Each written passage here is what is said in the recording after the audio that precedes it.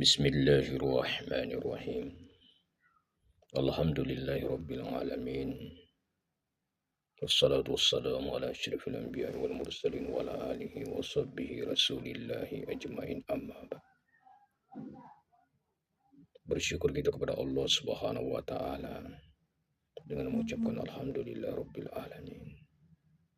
Berselawat kita kepada Rasulullah sallallahu alaihi wasallam dan mengucapkan Allahumma shalli ala sayidina Muhammad wa ala ali sayidina Muhammad. Saudaraku yang dimuliakan Allah Subhanahu wa taala, pada pertemuan kita kali ini kita akan membicarakan tentang Samudra Al-Fatihah. Al-Fatihah merupakan surah dengan urutan pertama dalam Al-Quran dan terdiri dari 7 ayat. Surat ini mempunyai banyak nama seperti Fatihul Kitab, pembuka kitab Al-Quran, Sabul Matsani, 7 ayat yang selalu diulang-ulang dalam sholat, dan masih banyak lain. Sebagai surat pembuka, Al-Fatihah memiliki keistimewaan seperti tolak ukur sah tidaknya sholat seseorang.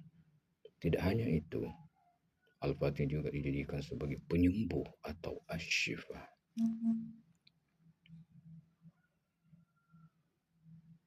Fathul Kitab surah Al-Fatihah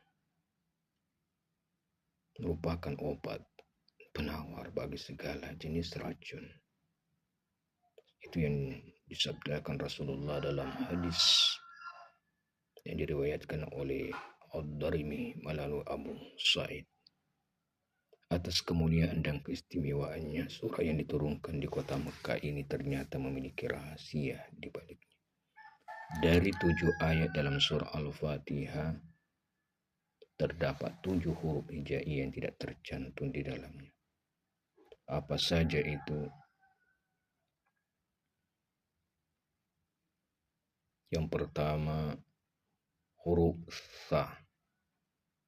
Huruf Tha disimbolkan sebagai awal kata subur yang berarti kebinasaan, kemalangan, kehancuran. Dalam Al-Quran disebutkan bahwa yang dikatakan kepada mereka, janganlah kamu sekalian mengharapkan satu kebinasaan, melainkan harapkanlah kebinasaan yang banyak. Al-Furqan ayat 14. Sebab huruf Tha tidak ada di dalam surah Al-Fatihah dapat dimaknai karena huruf ini tidak menunjukkan makna suci dan bersih sesuai makna dari Al-Fatihah itu sendiri.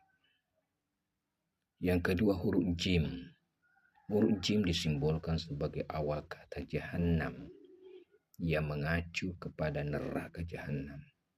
Dalam Al-Quran disebutkan bahwa dan sesungguhnya Jahannam itu benar-benar yang telah diancamkan kepada mereka, pengikut-pengikut setan semuanya. Al-Quran surah Al-Hijr ayat 43.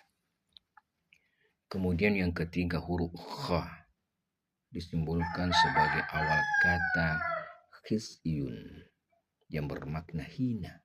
Begitupun di dalam Al-Quran disebutkan, hai orang-orang yang beriman, bertobatlah kepada Allah dengan taubat dan nasuha, taubat yang semurni-murni. Mudah-mudahan Rabbmu akan menutupi kesalahan-kesalahanmu dan memasukkanmu ke dalam jannah, surga yang mengalir di bawahnya sungai-sungai pada hari ketika Allah tidak menghinakan Nabi dan orang-orang mukmin bersama dia. Al-Quran surah At-Tahrim ayat 8. Yang keempat, huruf Shin. Huruf Shin disimbolkan sebagai awal kata syaqah yang berarti celaka.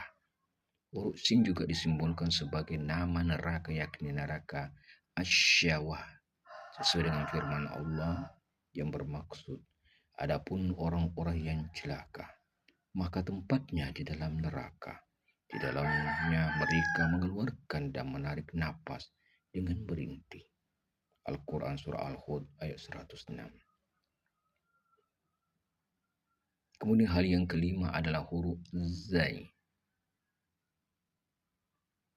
Dimaknai sebagai simbol kata Zakkum yang bermakna nama pohon neraka. Seperti halnya yang disebutkan dalam Al-Quran yang bermaksud, sesungguhnya pohon-pohon Zakkun itu Al-Quran surah Ad-Dukhan ayat 43. Merujuk kepada tafsir Kementerian Agama Republik Indonesia dari kanal tafsir, ayat di atas menggambarkan hukuman atau azab akhirat bagi orang-orang yang ingkar. Di antara azab tersebut adalah makanan berupa pohon zakum yang terdapat di pangkal api neraka.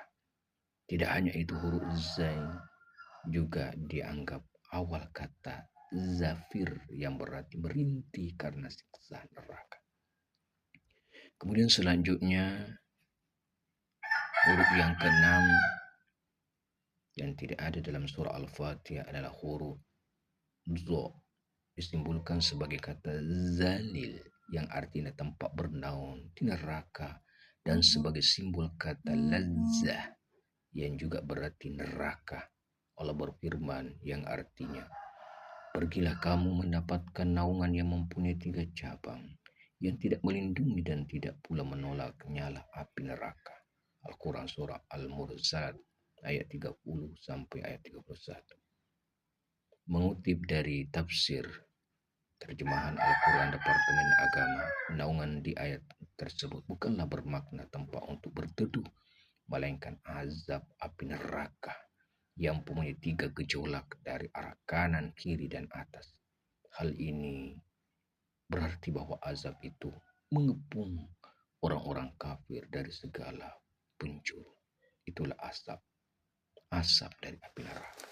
Kemudian yang terakhir adalah yang ketujuh, huruf fa.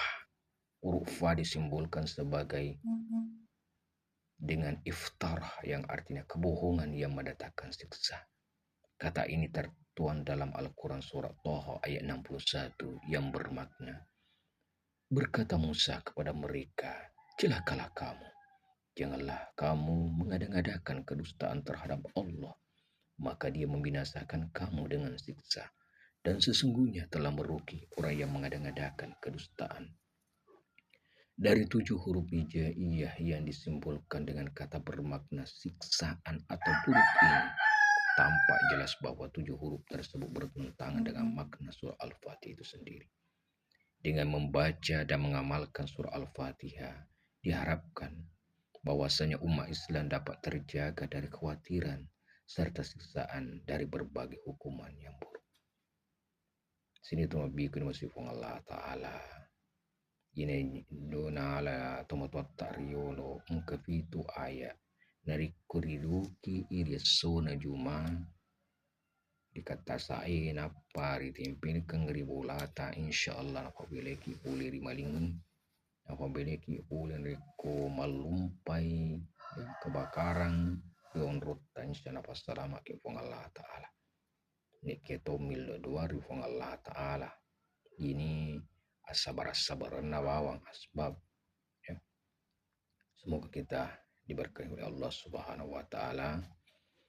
Apa yang kita sampaikan pada hari ini mudah-mudahan menjadi bermanfaat buat kita semuanya.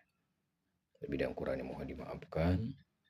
Wabillahi taufiq wassalam. Wassalamualaikum warahmatullahi wabarakatuh.